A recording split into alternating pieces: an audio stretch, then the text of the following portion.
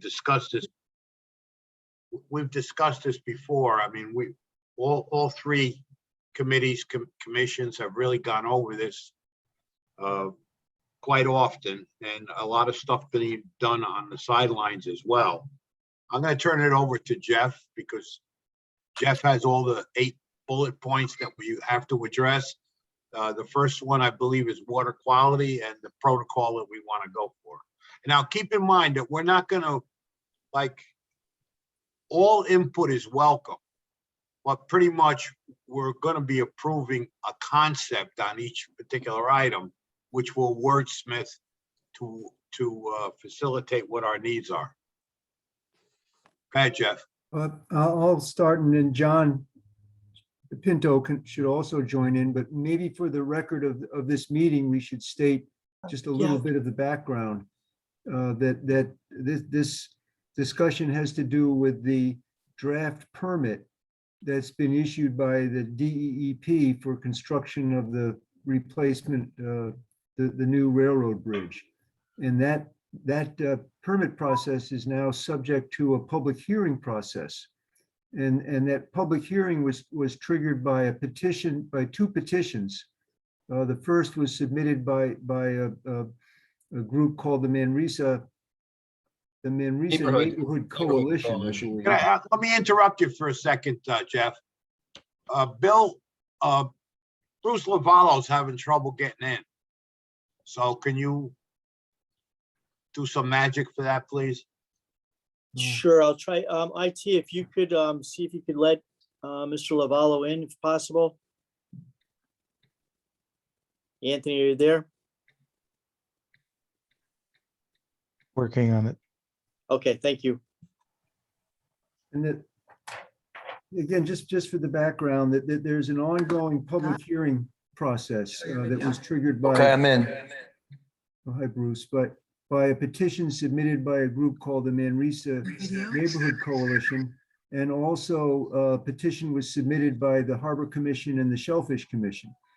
And that public hearing process includes a number of meetings, as well as the actual public comment hearing where people present their public comments. And prior to that public hearing comment, the Harbor Commission submitted a letter to the hearing officer requesting an extension of the comment period for the Harbor Management Commission by reminding the hearing officer that the Harbor Commission has a special standing in this matter that's different than the standing of the general public. And that special standing is due to the existence of the Norwalk Harbor Management Plan, which was approved by the state of Connecticut and adopted by the city, and also by DEEP's own requirements that applicants for DEEP permits have to come before the Harbor Commission to review them before submitting the application. And also for the purpose of background, that the Harbor Commission has been involved in reviewing this proposal since January of 2015. So even I can count that, so that's over seven years. And now, in response to our request for an extension of the comment period, that request was granted until it's only a 1-week extension, but the public comments were due this past Monday, and now we have until the close of business next Monday to submit comments to the hearing officer for consideration in making her recommendation to the commissioner. And the hearing officer can recommend changes in the way the permit is structured, or the draft permit is structured, or can recommend it be approved the way it is. So that's what we're working on to submit recommendations for by the end of the day on Monday.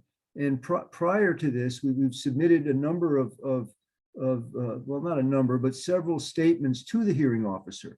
On January 5th, on behalf of the Shellfish and Harbor Commission, John Pinto submitted some introductory comments, which included the major areas of concern by the Harbor Commission with respect to the draft permit, specifically with respect to the excuse me, proposed terms and conditions that are included in the draft permit.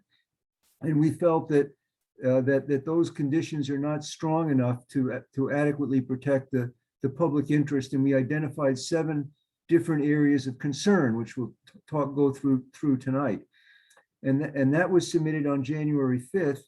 And then on January 29th, the commission submitted a statement of, actually the commission approved a motion to reiterate those areas of concern, including protecting water quality, maintaining public navigation safety, planning for bulkheading along the Water Street Marine staging area, ensuring future water-dependent uses, establishing and maintaining coordination with the harbor master and local emergency services, managing barge mooring locations, and protecting the quality of life in the shorefront residential areas near adjoining Manresa Island. So it's understood by DEEP that we will be submitting comments with respect to each of those expressed areas of concern. Now, we've also had some since the public hearing started process, we've had several with the chairman and the application review chairman meetings with DEEP staff to understand what their thinking was in proposing or establishing these draft conditions in the permit. Also, Mr. Officer Lavallo, as the deputy harbor master, in the absence of the harbor master, has all of the powers and duties of the state of Connecticut harbor master, and submitted a comment letter at the close of the public comment period on this past Monday. And we'll talk about that in a bit as well. So that's the background. And I think maybe, John, if you want to go through these 7, and I would add an 8th area and we also, we can talk about it when we talk about the water quality issue, but that's the background for the public record of this special meeting. All right, let me share if I can share my screen, Bill, I can have screen sharing. Okay, there we are.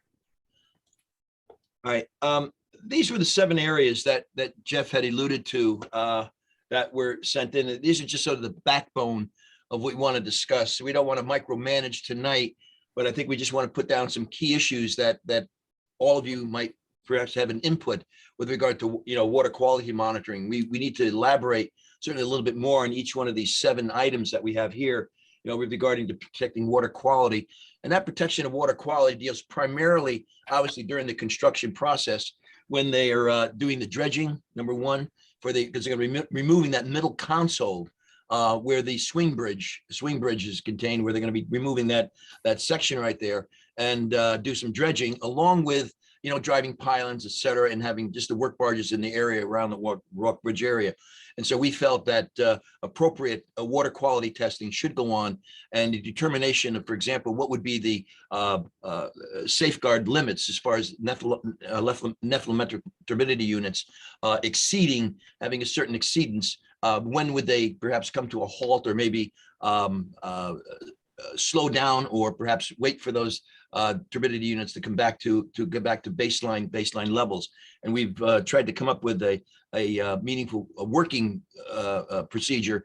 Worked with Dr. Tom Hart, who is a water quality expert, and using the DOT's data with regard to turbidity measurements during the sort of off season, during the pre-monitoring season, to get some baseline numbers of what those turbidity units might be during normal baseline levels.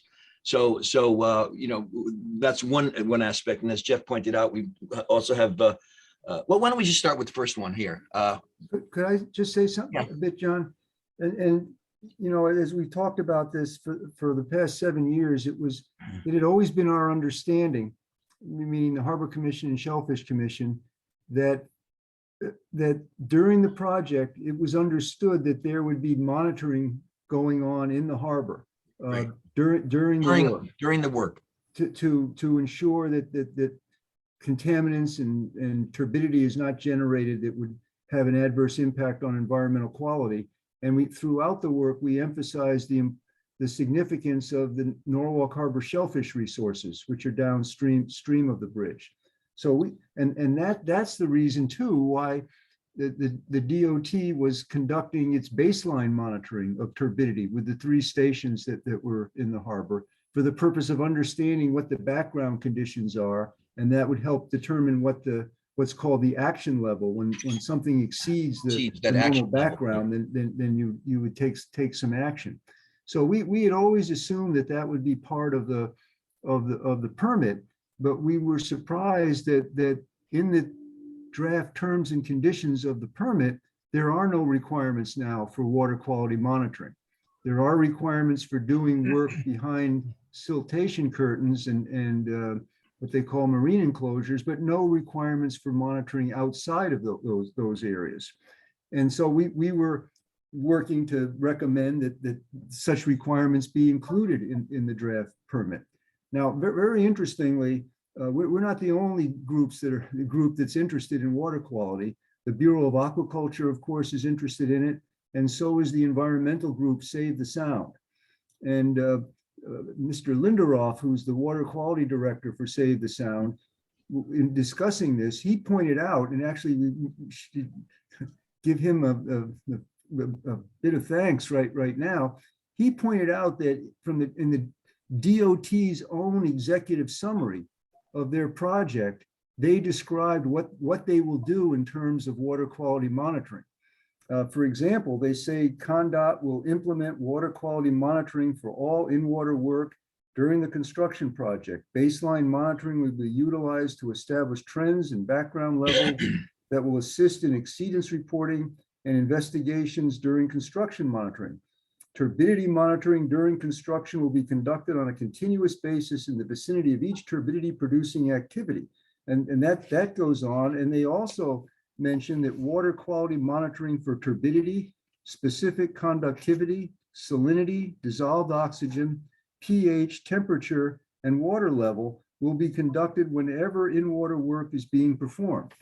So CONDOT in its own application proposed doing this, and hence I think it's certainly reasonable that the terms and conditions in the permit that would be issued include those same requirements for water quality monitoring. So as Jeff mentioned, we approached DEP about that issue because it was in the DOT's application that this is exactly what they would do, and we were just surprised that the DEP didn't perhaps hold the DOT accountable for that aspect of the work and put that in the terms and conditions. And we were questioning the fact that whether the fact that it was in the terms and conditions, was in the actual application, did the DEP also be required to mention that in the terms and conditions? And so we had a nice meeting to discuss that aspect as well, because if they didn't follow those terms and conditions that they had indicated, what were our recourses? Yeah. Right. So I think that, and they agree that it's reasonable for us now to recommend that DOT's own proposals for water quality monitoring be added, and that we also would recommend our own action level, which would be consistent with meaning it's a level of turbidity above which you have to figure out where it's coming from. And that we would propose that based on our research into what's been proposed in the past in other infrastructure projects in Connecticut, and that we would recommend that prior to the commencement of the work, the licensee, meaning the DOT, would present for the approval of the DEP commissioner a detailed plan as to how they were going to conduct this monitoring and make the data available for review. So that's our overall sort of what do you call it, John? General recommendation for water quality. The details to, including reference to the harbor management plan, which specifically says that work to repair, replace, and maintain bridges over Norwalk Harbor that work will be monitored to ensure no adverse impacts on environmental quality, including water quality.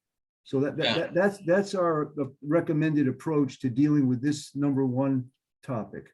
Also, the takeaway from Shellfish was that also the work only be performed on incoming tides.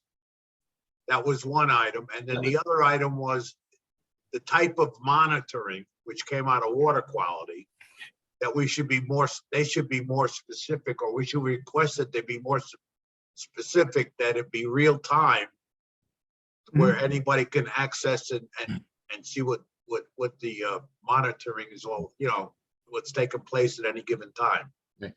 Before Diane, if you just hold 1 minute, I see your hand is up, Diane.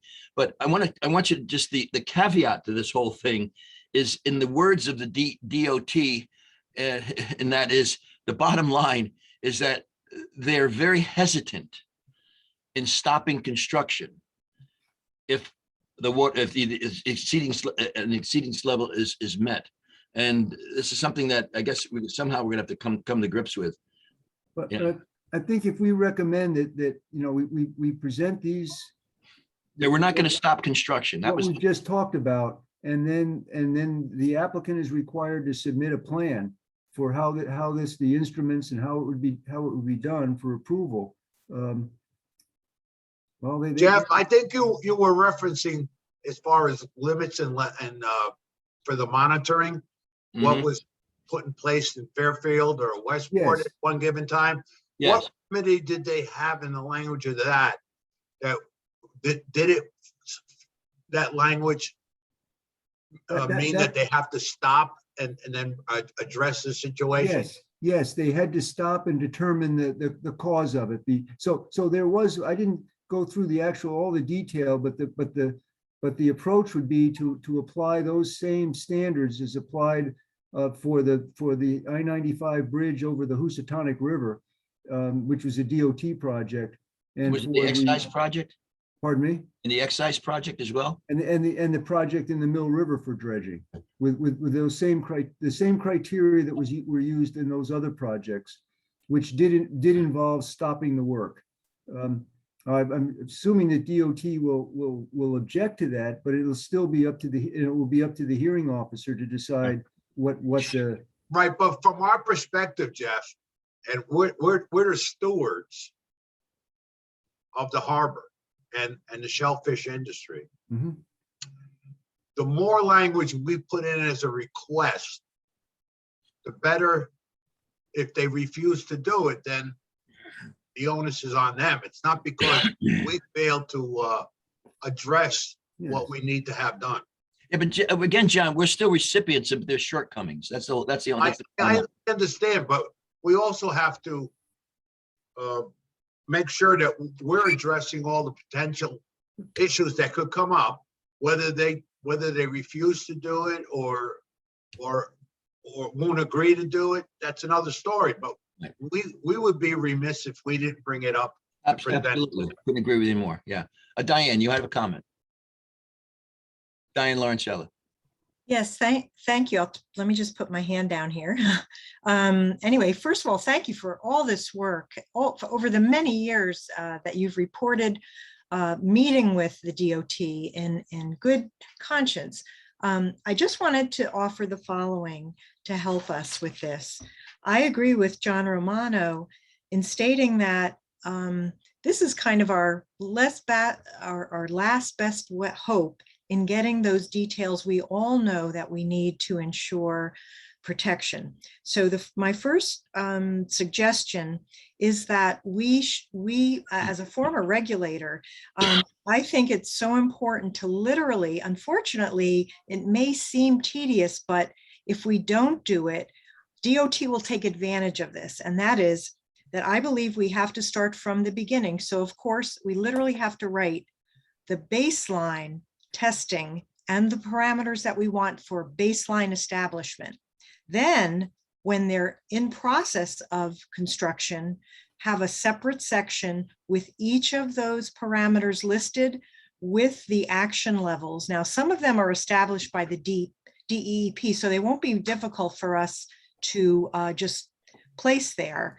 But again, if we don't have more than just turbidity listed, there is a chance that we don't want to be chasing after DOT. We want to get everything up front, and DEEP and the adjudications hearing officer needs our help so that they have backup when they tell DOT to get more specific. Lastly, I just wanted to, because of something Dick Harris said about some of the work that's been done in previously, and that is, should we add some kind of metals testing at some point during this entire process because of the nature of some of the sediment that DOT will be working with. So again, thank you very much, but I do think it's what we need to do is be very specific and spell it out. Otherwise, they will go around and say, hey, you never asked us for this. So we have to put everything up on the table right now, and I think it will help DEEP be more specific. Thank you. And that's what we intended to do by including DOT's own proposal, which was to monitor for turbidity, as we said before, specific conductivity, salinity, dissolved oxygen, pH, temperature, and water level. And then we were talking about recommending that information be available on a real-time basis. Right. Yeah, The metals, I don't. well, metals have already been tested in the harbor. Yeah, They were- and the other thing is that the baseline data, they're not going to do any more baseline data. They've done that.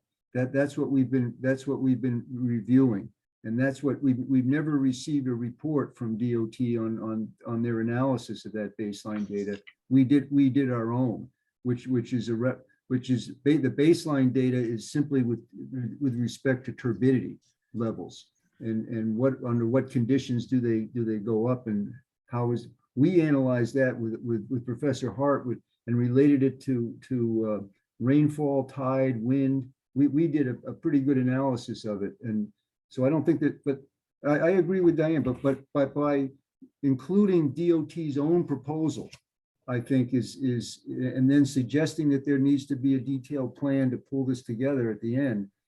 I don't know what more we can do with that because we can't. Well, anyway, that's my opinion for what it's worth. No, I'm just saying we could lift DOT's proposal and cut, copy, paste it into our letter. Just That's to, what what we're going to do, Diane. okay. And lastly, if we can help develop a process in case are exceedances, literally and what kind of enforcement, literally lay out some of the steps we would like to see happen, including the possibility at certain levels of stopping work. We have that too. Okay, very good. That's part of that would be part of the detailed written comments, borrowing from what was imposed upon the DOT in the Housatonic River and on the Exide project in the Mill River in Fairfield. Right. Well, I don't know if we've exhausted that aspect. This evening we can move on, but eventually what we would like to do is to have a vote on our procedure. What we plan to include in this letter to the DEP as to what we discussed this evening under water quality. So we'll go through, I guess we can go through each section and whether all of us agree with the content of the type of material that we plan to incorporate into our letter. If everyone is in agreement to that, we can get full consensus of that, and we can sort of add that to our letter. So it would, and I don't mean to interrupt, John, it's not my place to do that, but would the commission wish to express concurrence as we go through each one of these items? You want to do that way, or one at a time, or how? Or wait till we get to the end? Get to the end. Anyone have any feeling on that, or? Yeah, let's do them now. My feeling is check them off. Do Hmm. one at a time, done. Okay. Because otherwise it gets messy. Yeah. Forget, yeah. All right. So what we discussed then, is everyone in full agreement with our procedure as far as our incorporation of the material that we just talked about in a more formal, again, we haven't wordsmithed everything yet, but we want to do that tonight. But in concept, these are the types of approaches that we plan to make for the underwater quality. So I would entertain a motion from the group to put forth what we just discussed with the thoughts of that it will be wordsmithed and put together more emphatically for their digestion. Can I get that motion? Joe, you had a comment? Yeah, John, I think when you're discussing water quality, the turbidity, it sits in my craw about how that was done the first time, and then how it could be done during this process. They have to have a turbidity meter near the bottom. And usually the protocol is about 1 meter off the bottom. If they put it 4 feet off the bottom, 6 feet, 8 feet off the bottom, you're going to get different turbidity readings each time because the heavier sediments aren't going to rise up to the surface. So it'll look better than what is really going on. And I think that has to be spelled out.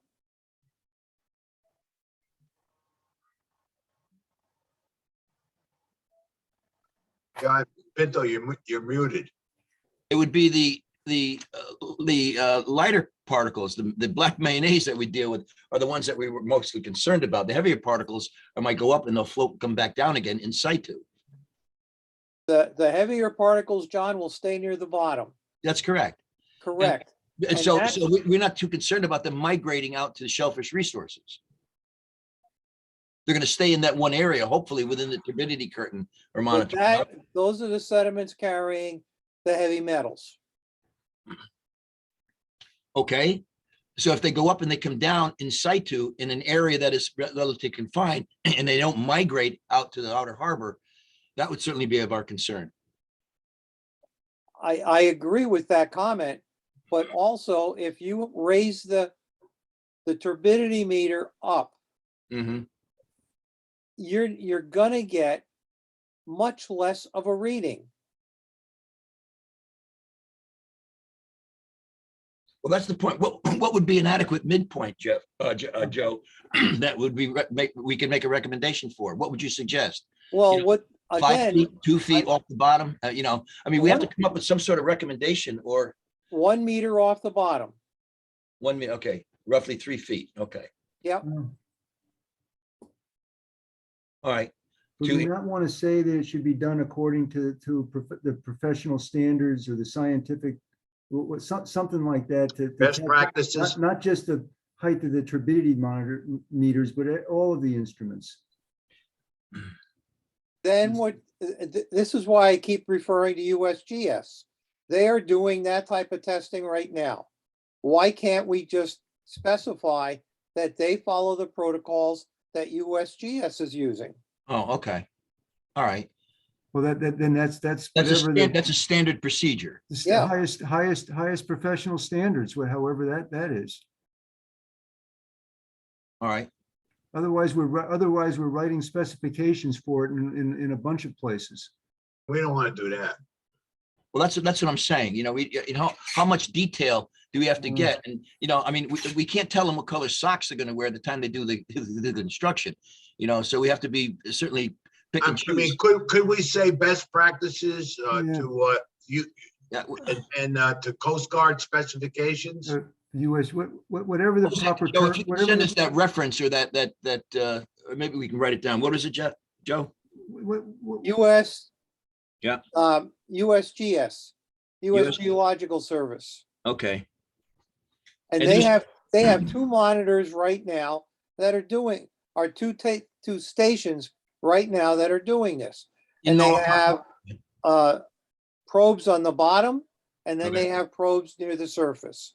okay, And it's a good standard protocol.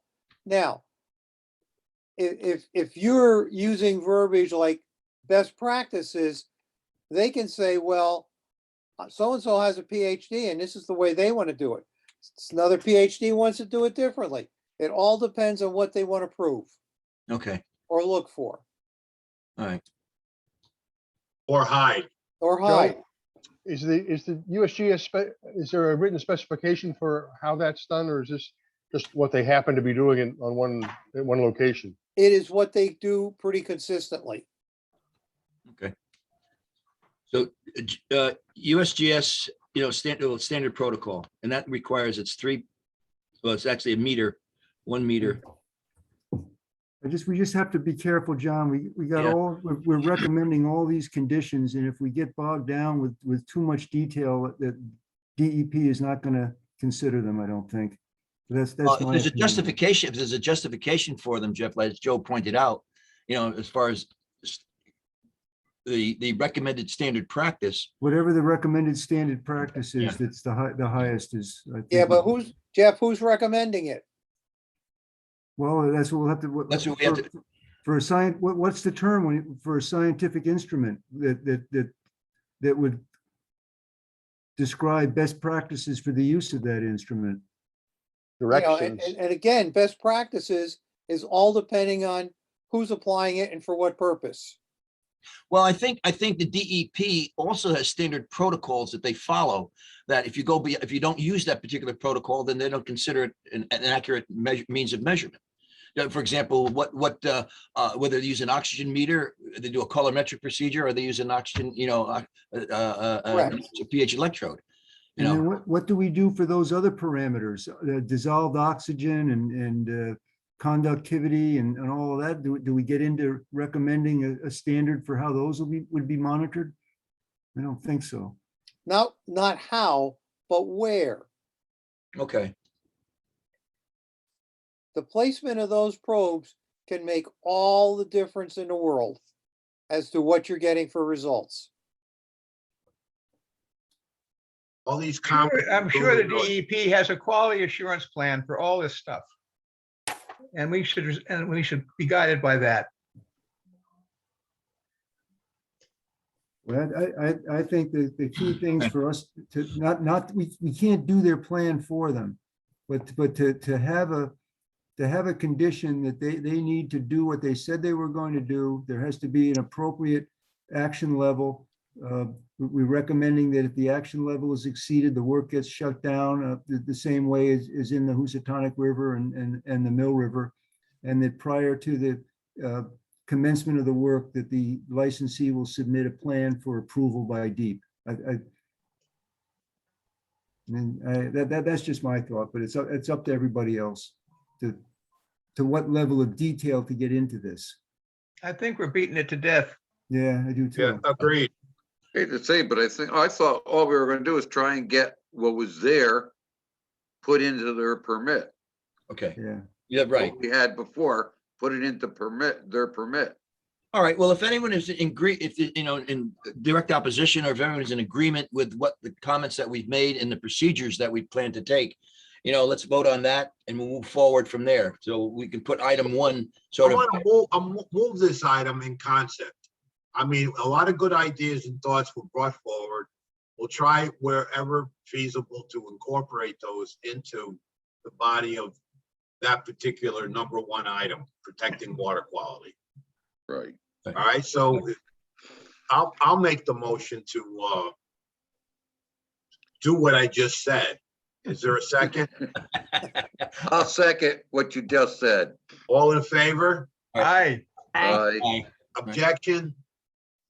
Abstaining? So moved. Okay, we'll move on to item two. All right, item two, thank you, everyone.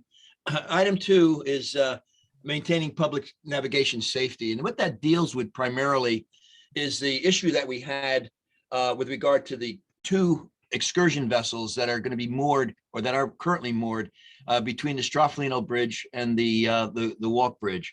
And that is the maritime vessel and the seaport vessel for loading and unloading passengers. The plan that the DOT put forward was to move the location of those two vessels slightly south in the same location where they would move the dock closer to the Stroffolino Bridge in that little corner there, and do dredging in that area so that they have a little bit more water and leave the vessels there.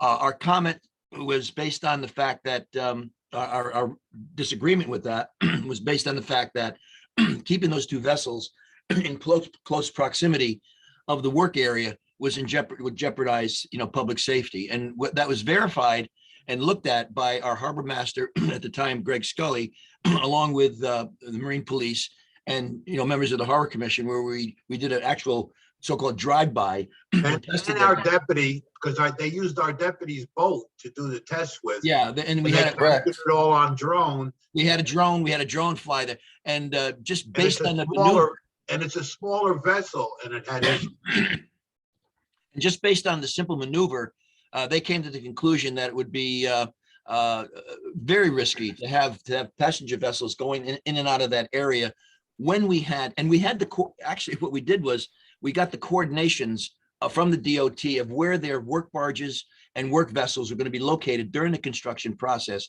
And then we had buoys marked out in the harbor based on GPS coordinates of where that location is going to be, and then had the vessels go in and very close proximity. So we're talking a we're talking maybe 25, 30 feet, not even from that work area, where they're going to be boarding and unboarding, loading and unloading passengers, which was not certainly recommended by the Harbor Commission and by the Marine Police, nor the Harbor Master. And recently, Mr. Lavallo wrote a letter supporting that concept, and in lieu of that, that keeping the vessels between the bridges, we made a recommendation, which the DOT also put in their application, that they can move the dock at 68 Water Street, which is the location now where they plan to do the dredging of the cable. Well, that's something we can talk about a little later, and move the vessels at those two locations. We got some feedback from the operators of those two vessels that they still feel that they can still operate between the two bridges safely. But they did indicate that there was a risk, but they're, I guess, in their estimation, they'd be willing to take that risk, and they're willing to carry out their operation there. But we want to, again, stress that we do not recommend that those excursion vessels be between the docks, between the bridges, and be placed, and operation would be done at 68 Water Street for loading and unloading passengers during the duration of the Walk Bridge project. Yes, Peter. One thing, and no one brought it up, but I've been saying it. OSHA requirements, you have to have a buffer zone when you have cranes working like that. You Well, can't have vessels going underneath and everything. well, That's just an OSHA requirement of a buffer zone. I mean, Why can't we move them to the other side and give them a temporary spot at the town dock? well, right now, that was discussed. So suggested. That was suggested, and but the other, as I said, possibility that the DOT has put in an application was to build a bulkhead at 68 Water Street and build a dock for those two vessels that'll be extended between, I think it's 90 Water Street and 68 Water Street, the two adjacent properties right there, that they would operate those two excursion vessels there. John, if Yeah. I just could interrupt for a minute. Yeah. The way the permit is written, the draft permit is written, the operators of those vessels have a choice between using the new dock that would be built for them between the bridges and shifted a little bit to the south, or to use the facility at 90 Water Street. So there's no, that they're given the choice of doing that based on the conditions at the time.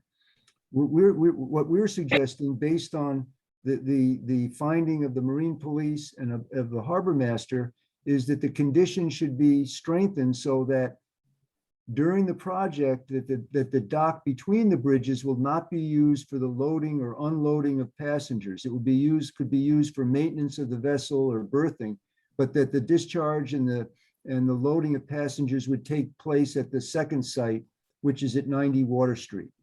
And part of the justification for making that argument is the DOT's own navigation risk assessment, where they concluded that the risks of operating between the bridges are significantly greater than they are to the south of the bridge.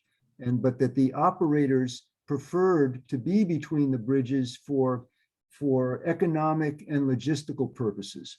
And the harbor master at the time and the police department felt that was not something that should be factored into this.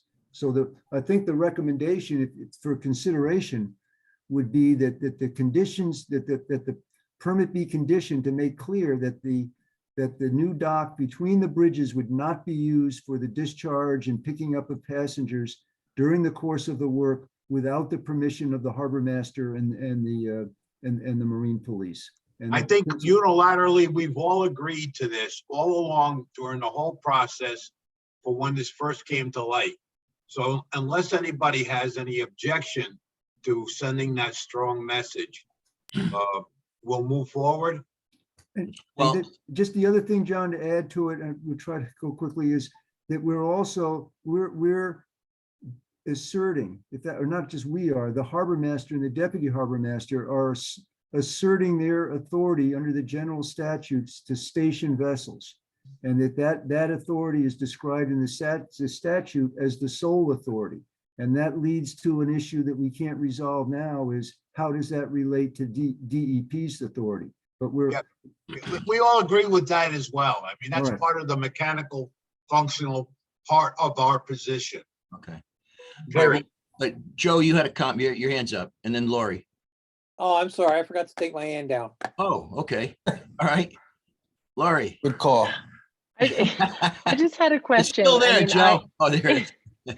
I totally agree on the public safety part, but I'm just wondering if it's a hardship for the aquarium or the seaport to use the alternative site on Water Street. If there are times during the project where there isn't active construction, and I mean, if it's such an extended project, I have to imagine there may be times. Do they have, is that where we're saying they can go to the harbor master and ask for permission to use that existing area that works best for them?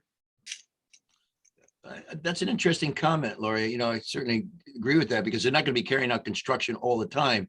And that maybe that would be a caveat in the proposal that we have, is that when work is completely shut down, that it's up to the discretion of the harbor master whether they can issue a permit to operate their vessel, operate safely the vessel in that particular area, because they still. Yeah, but isn't big picture, are they gonna be putting up all those staging barges and then Moving them around. moving them in between operations?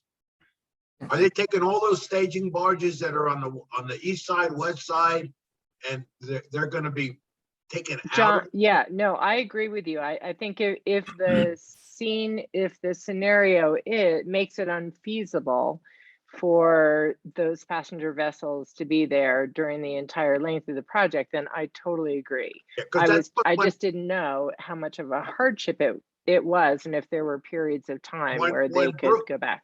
When Bruce did his testing, the testing was based on the coordinates given to us by DOT. It was all staked out, and it took us quite some time to even get the right information. But once we had it, we buoyed it out, and they found it not feasible.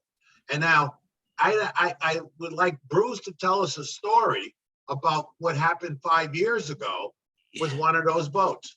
Yeah, John, I agree with you saying before Bruce does that, but I agree with what Lori's saying. If the harbor master, and this is a good question, if the harbor master feels that there's no work in there, and those work barges are not going to be in that area all the time. You know, there might be some off time, off season where they're not going to be in operation. I don't know, but it would be up to discretion. And I think that's the issue here, the discretion of the harbor master to issue the permit that they can operate safely within that confines at particular times, dependent on the harbor master's. Well, putting that language in there may schmooze the scenario out, but I believe our contention is if all those barges, such as they were logistically laid out, which was on their plan and we plotted, if they remain during the whole process of the project, then it can't happen. It's a safety issue. Right, Well, that's the harbor master's call. It's a judgment. right. Bruce, tell your story. One summer I was assigned to the Marine unit, and over the radio we got a distress call of the Shellfish ferry that lost both engines on a real good windy day. between the two bridges. And we had to hustle out, and it was pinned up against the base of the Straffolino Bridge. So, and that was on a somewhat breezy day. So the point is, things can happen. I mean, even from the city docks, boats lose power, and right away with the current, they're swift right underneath the Straffolino Bridge. So, it's a concern. You're I clean guess as my only point was that I don't know how much of a hardship it is for those passenger vessels to move, and do they need to transport their guests? And I don't know. So I'm just saying, if it's a hardship and we can, with the harbor master's decision making, make an accommodation at periods of time, we should do that. And if that becomes too tricky, we shouldn't. I just wanted to make sure that we are taking into consideration the hardship put on those passenger vessels. Well, what the DOT plans to do, Lori, is that when they renovate that area for putting a bulkhead and a dock in that area, they're also going to give parking facility and an ability for buses to turn around and operate in that area. So that was also part of the agreement that the DOT would manage, so that passengers people can park there, and buses can turn around and drop off people at that location. That's great. So, Okay, so maybe that's Alan? clean then. I just want to support what Laurie said. I think it's important that there be some flexibility there, because there could be 6 months or a year when nothing's really going on those work platforms. And it's kind of, I think it needs to be at the discretion of the harbor master of where that happens.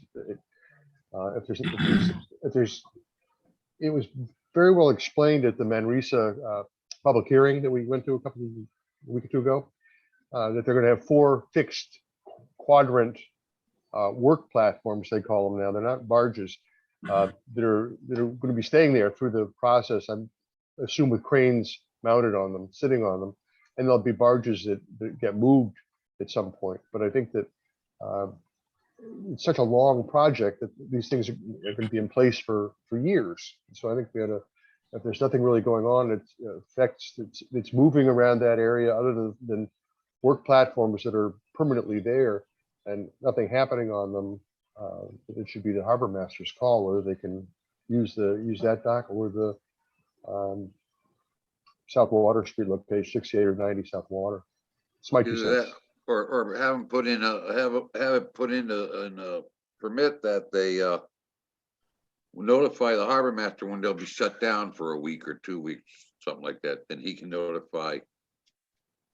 Well, that's the type of coordination that we're looking for in subsequent items here, that they stay in very close communication with the harbor master and also Marine Police for monitoring vessel traffic, in and around that harbor, dealing with rowers, dealing with power boaters, sailors, et cetera. It's going to be a real interesting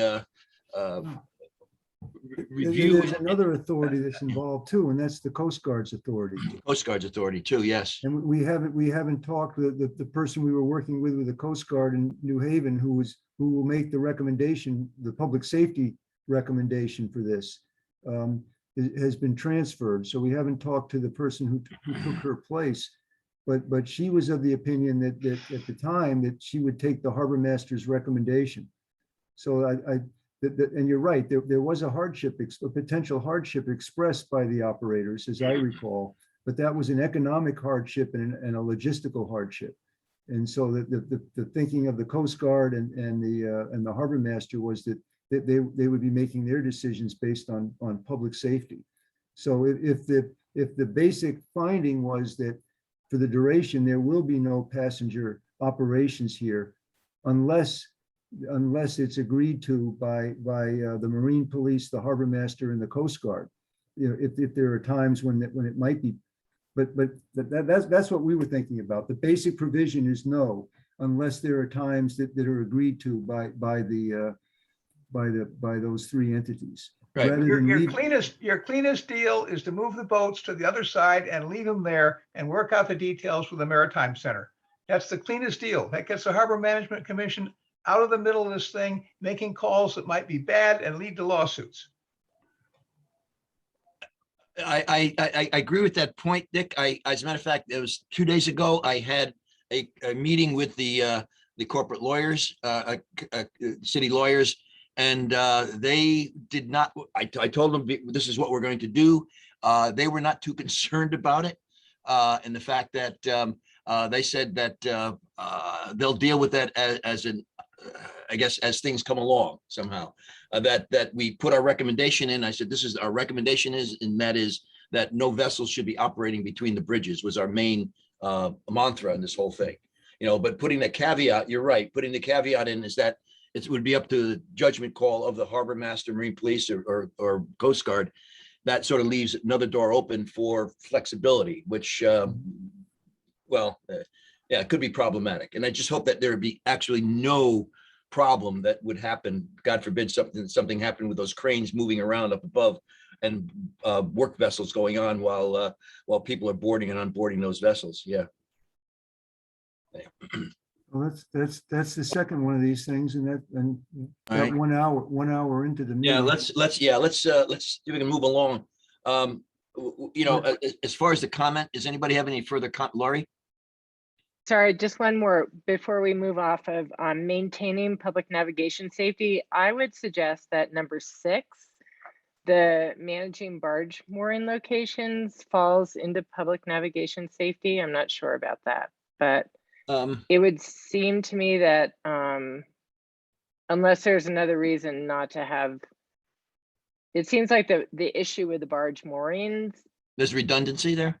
Well, but Well, it didn't- could be an A and B under 2. You know, one is passenger vessels and the other's barge mooring locations. Anyway, sorry. I mean, Well, the barge It's mooring locations also semantics. deal not only with public safety, but also where barges can sit on the bottom.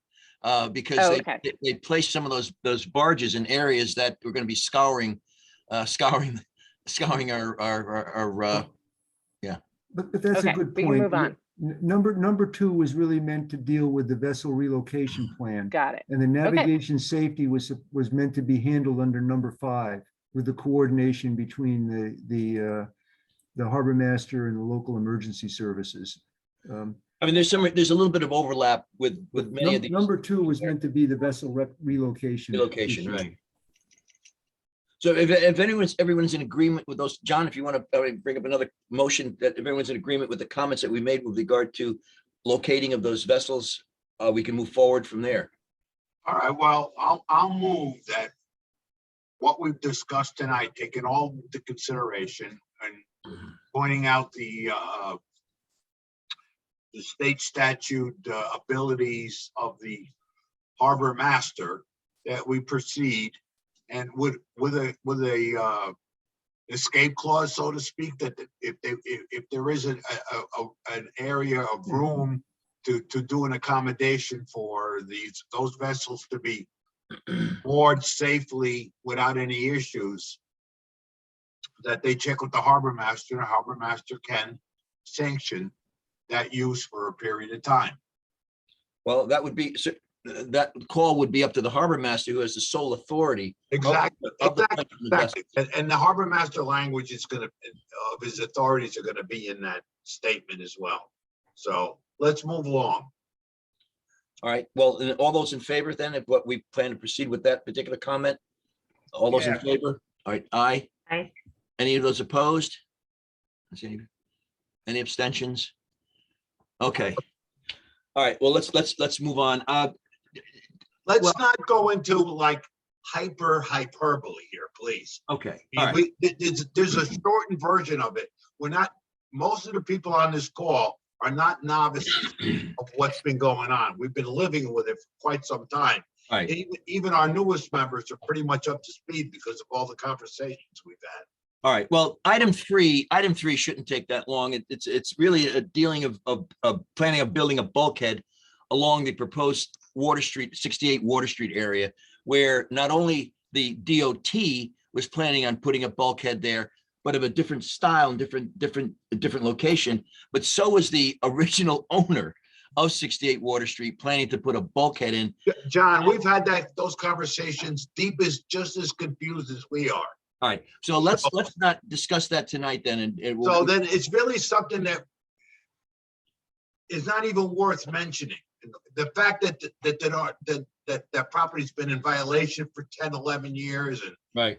yada, yada, yada, it has no bearing on to what's going on here, Well, except the fact that DOT said that they didn't have to put a bulkhead there. well, if they're going to put a dock there and around that area, they're going to probably put a bulkhead. And the difference being is that No, because they're gonna wharf out. no, well, the DOT is not going to wharf out from where they're going to plan to remove that riprap down where the. No, that's a different story. That's to put the bulkhead in. They want, Bernardo wants to go out to the extension and grab to the land grant. to the foot of the riprap. DOT is saying that they'll go to the existing top of the wall, Right. straight down. And that's a difference of about 10, 15 feet. Correct, but that is something that's gonna be another application that has to be dealt with. Well, you know, The one that the DOT is proposing, we don't have an objection to, other than the fact that they're spending public money that they said they didn't have to spend. well, that was the issue there too. Okay, but They that's build a not bulkhead our- on private property. How they spend the money is not our charge at any of our commissions. Why don't we just transmit the comments and that we made on this matter and reiterate them and transmit them without, Yeah, without a request for a condition? Right. And that's that they've got to work out this issue about whether they can Right. give a permit to somebody who doesn't own the property, meaning the DOT. DOT. And Yeah. that they're aware that there's a long-standing violation of environmental law here. And that the private owner is proposing to expand the buildable land, but through the permit application that that owner Just is just as simple as that. We don't need a motion on that. That's No. something that's just stating a matter of fact. transmit the previous comments on this. Right. Okay. And number 4, Number 4, yeah, ensuring future water dependent uses. that's not our charge either. Well, I mean, well- it is, okay? But we're not gonna dictate who they sell to. No, I don't know no, if they can deed restrict something that goes beyond we zoning. we talked to the DEP about that, and they are adamant about making sure that the area where the Neptune Boat Club is, after they change hands, give hands over, turn that property over, be exclusively used for water dependent use and not simply for putting a walkway and a visual. The only way they could do that, John, is to do a deed restriction. And I doubt very much if they'll do it, because they'll go against whatever the local zoning is, and that's out of their purview. My suggestion, and I'm sorry for interrupting all this time, but DEP in their permit conditions has singled out the property on the east side between the bridges, 90 Water Street, 68 Water Street, and another property right next to those two. And they've said that, DOT acquires those properties and they're redeveloped, that DEP will want to make sure that they're redeveloped with water dependent uses. And however, when they describe or define what water dependent uses are, they include uses that provide public access to the water. So in other words, a principal site development could be considered water dependent if Right. it's not water dependent if it provides public access. DEP told us that wasn't their intent, that it was meant to be that the principal site use is to be water dependent. And I think that's something that we could recommend here, that the principal site use for the redevelopment be water dependent. And that another. They were in agreement to that when we had the Yes, and discussion. that a No, site use. I was on the call, John, so that's as simple as we can be, is Okay. to express it. Yeah. It can't be a demand, it's an expression which they agree to. The principal site use should be water dependent, and that's consistent with the harbor management plan. Right.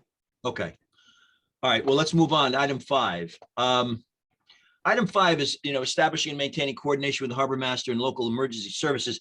That dealt primarily with the coordination, and we would hope that with the operation of vessels going up and down Norfolk Harbor, above and below the bridge, with the rowers, with the kayakers, with all of the motorboats, power boats, sailboats that go up and down, that some sort of coordinated effort be made and line of communication among the harbor master, among the people who are coordinating the work at the bridge, along with emergency safety, which hopefully the harbor master would be the focal point for all that, and also Marine Police. There would be some sort of plan involved with regard to maintaining some sort of coordinated effort, perchance anything happens in that vicinity, and also to have stationed permanently or during the working operation, either have the Marine Police vessel there or harbor master vessel there, as you would if you had land construction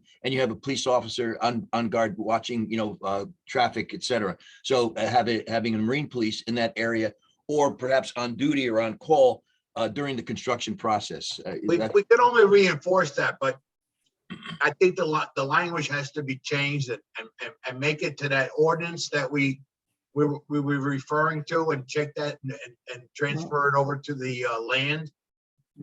Jeff? Yeah, this is interesting too, because just as the DOT had included in their description of their project that they were going to do water quality monitoring, and that wasn't included in the draft terms and conditions, in their notes of their project meetings, they refer to meetings they had with representatives of the Marine Division of the police department. And as a result of those meetings, they talk about how the Marine Police will provide enforcement of the vessel traffic pattern and help guide vessels through the site during peak vessel periods. And that it was understood that compensation for this work would be paid for by the contractor. So right. Now, I was at that meeting. They absolutely agreed to it. Yeah. And the contractor, after giving us a little bit of a struggle, saying that they had their own safety boats in the water, agreed to do it as well. Yes. So that needs to be reinforced, and if there's any prior notes that we can lay our hands on, yeah, absolutely. Right. Throw that back into their faces. It's something that they well the notes were in it was in a letter or an appendix, right, Jeff? It wasn't in the body of the permit. No, but it's something that's written as Right. project notes that was agreed upon. Right. So I think that Right. we can We need to reference transfer that. those notes to the petitioner. right. We put that right back at them. We'll put that there needs to be a plan for coordination and just for with emergency services throughout the duration of the work. And then we reference that the Marine Police will provide guidance and enforcement of the navigation laws as agreed to. So, Right. But there's nothing in the terms and conditions now having to do with that. So we're Right. proposing that be added. You put it Right. That has to be added. It's spelled out. Right. Yes. So we have Joe. Number 6. Yeah, Well, hold on, John. Oh, sorry. Joe has a comment. just a comment about their safety boat. Their safety boat, the DOT's boat, has to have eyes on the construction that's going on. They're not necessarily Looking concerned at boat traffic. with what's going on behind them. Yeah. That's where the Marine Police become critical, Good point. so that safety boat cannot be counted on to ensure the safety of the public that's near them Right. if they're doing their job.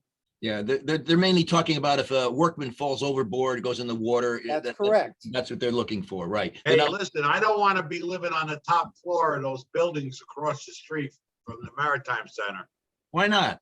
when they're taking the trestles down by crane. I don't want to be living there. But apparently they're not going to evacuate the apartments either. Well, John, you're far enough away. Right. They are. And I don't think they could lift that stuff over the apartments anyway. I don't think that's even allowed. You'd have to go keep it over the water or where it can't do any damage Yeah. if it falls.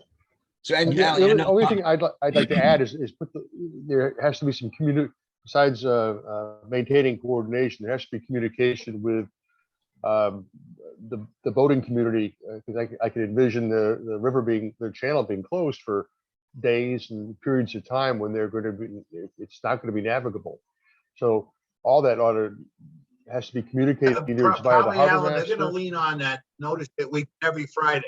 We get a notice every Friday in an email, and all those interested parties can get the same notices, and it gives you the week ahead's day, time, and of their work schedule. Great. Do you get that, Alan? No, never heard of such. I thing. get it. I get it every Friday. It gives us, and that we could develop a list. We'll take it upon ourselves to give it to them of all the interested parties. We could distribute it to all the different marinas and the like, and to make sure that people have an idea what's going on.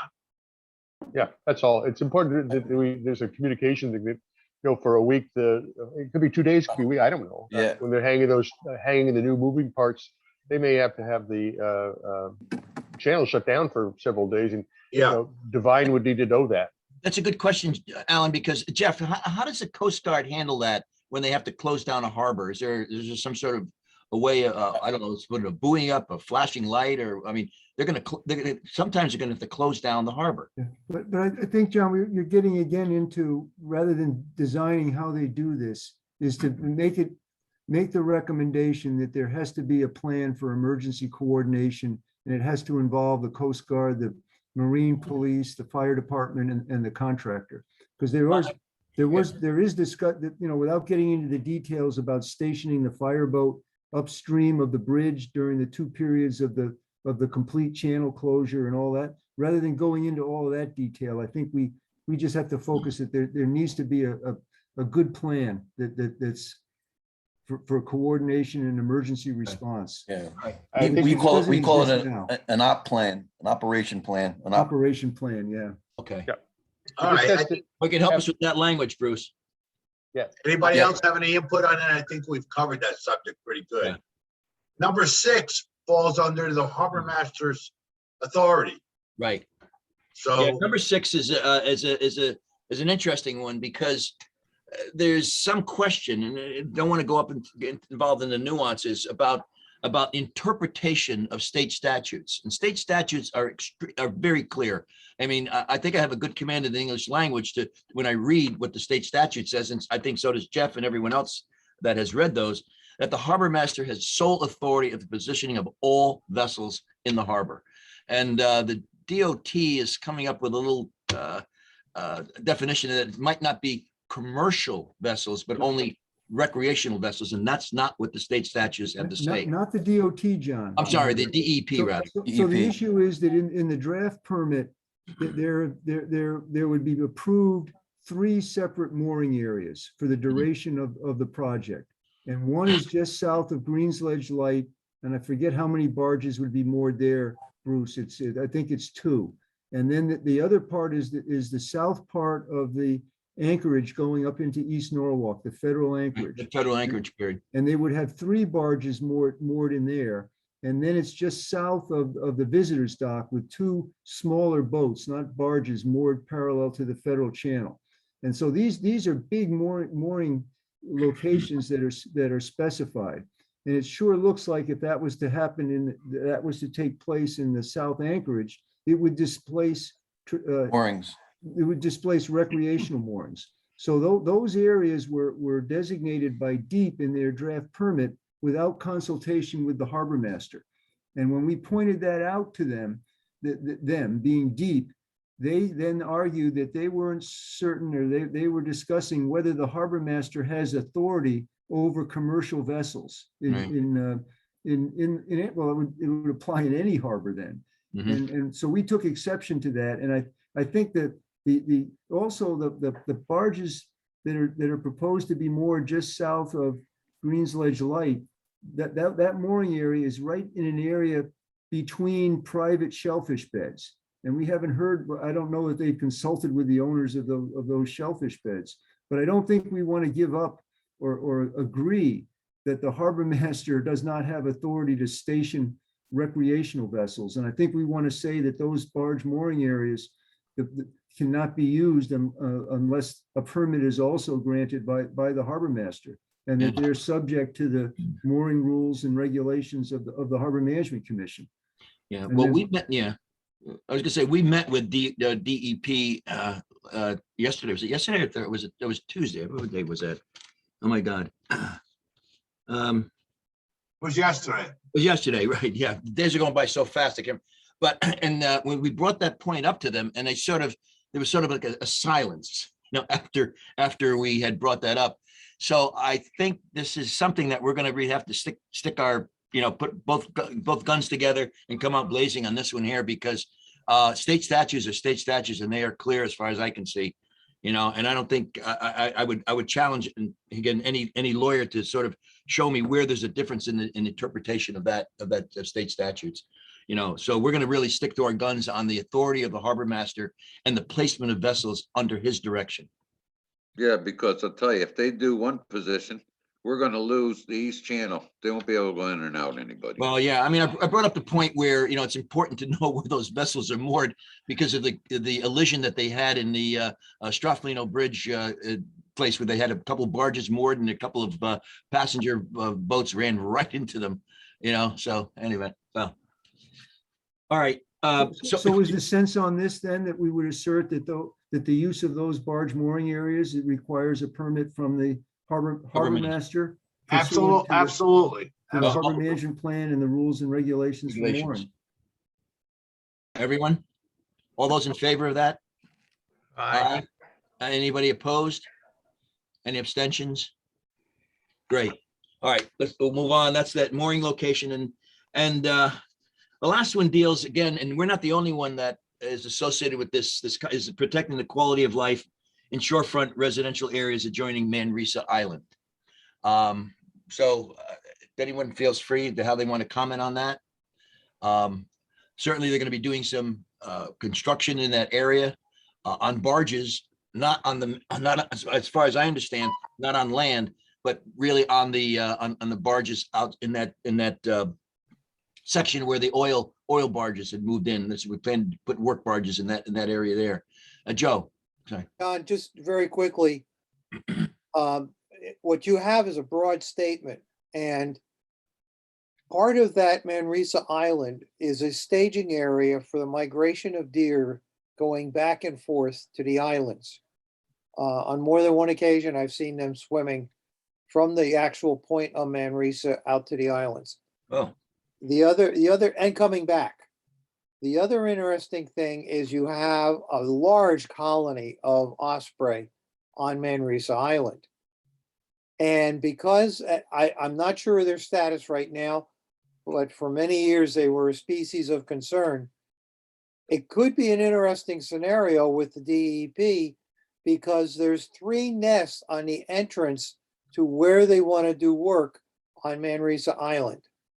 So here you could have a bunch of birds basically saying to these barges coming, you can't touch this. And it stops right there.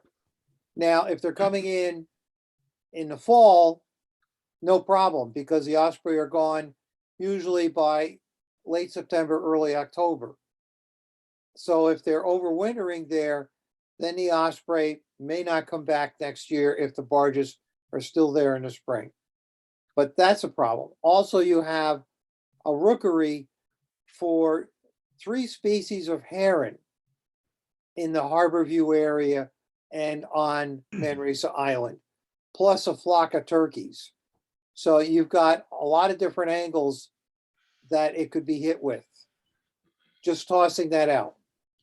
Well, I think that Manresa group, the consortium of all the different neighborhoods, Yep. has pretty well addressed all of that, including the wildlife.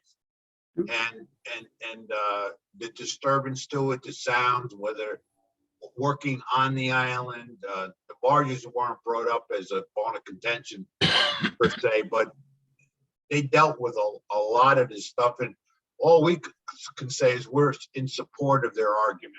Well, Absolutely. That may be, John. I was thinking, what is the recommendation that we make here, or a Yeah. condition? And then maybe it is that we understand and expect that the comments and the concerns raised by the Manresa Island Neighborhood Coalition are properly addressed or adequately addressed before any decision is made. Right, I think that's all we could say, because Yeah. we're not digging into the minutia of that. Well, No. we're caught between a rock and a hard place on this one because, what other staging area is available in the vicinity without driving up the cost of operation? If we build that, as a matter of fact, we have actually there's 3 sites for the staging area. One is in the area of the Neptune Boat Club behind Liberty Square, and then the other is obviously around the 68 Water Street area. If they don't use the that area for the vessel traffic, for the excursion vessels, the maritime vessel and the seaport to be moored in that area. And then, of course, there's Manresa Island, and on a barges operating off of the, basically operating off of the island. And they plan not to do any work, as I understand, construction work there, but do the construction on the barges, but use the island area for bringing in material. And I think that was the whole issue there. I don't know what else to do. I guess the Manresa Island group have made overtures as far as finding other staging areas in upstate Connecticut someplace that they. John, Yeah. what they did is they did a FOIA request for all the locations that the DOT had looked at Uh-huh. for assembling those spans. Yeah. And there were 3 or 4 other locations way up the Hudson River and all over the place. Yeah. Yeah. In a steel yard that they can do this kind of thing, and they can bring it, float it down the river and Yeah. it didn't, and apparently, according to the estimates, it didn't cost that much more than doing it locally. So that there's, so that's what they're hanging their hat on for the Oh, I see. other locations.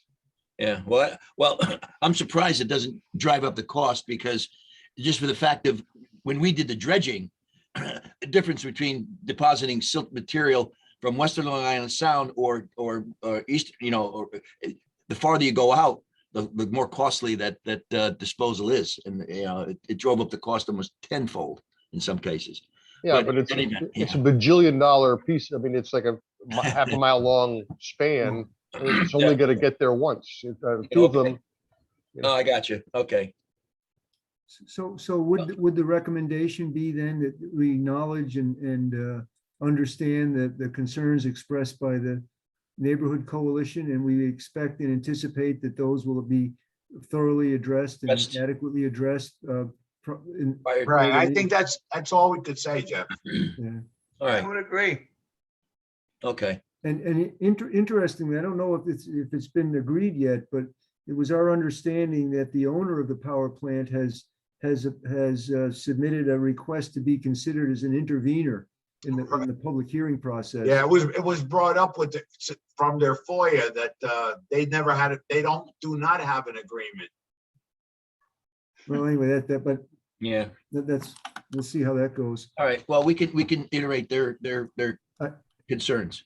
I have one more to add to the list, if you don't mind. We've gone. All right, through Jeff. Yeah. the 7.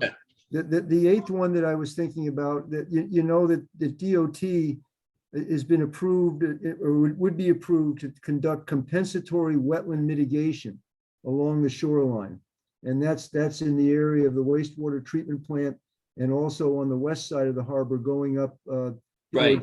Oyster Shell Park. Oyster Bend. Right. Yes, so that involves removing Phragmites and other environmental work to Right. restore habitat. But the condition only says that they have to provide Yes. submit documentation that the work has been completed. Right. And I think that, based on other permits that DEEP has given for wetland restoration, there should be a requirement for monitoring Monitoring. to determine that the work has been done successfully, not Right. Yeah.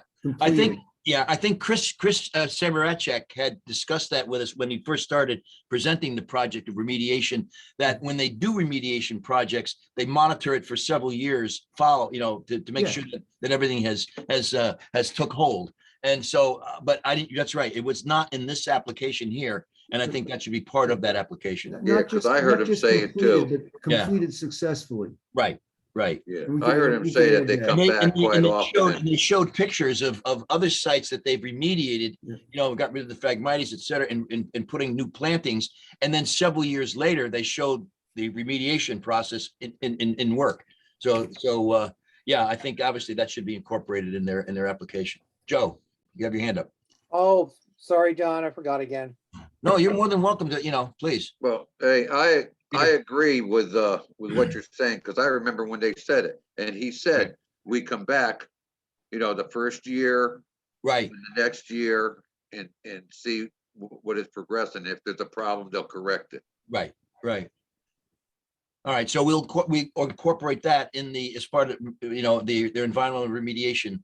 And that is, it's not just making sure they remediate, but that they follow up on the efficacy of their treatment. Yeah. Right. All right, I'd like to entertain a motion to adjourn. I So make a moved. motion. Does anybody have any additional comments first that would like to make? Well, Because- the only other additional comment is that we're not finished with this because there's No. still the Corps of Engineers permit process.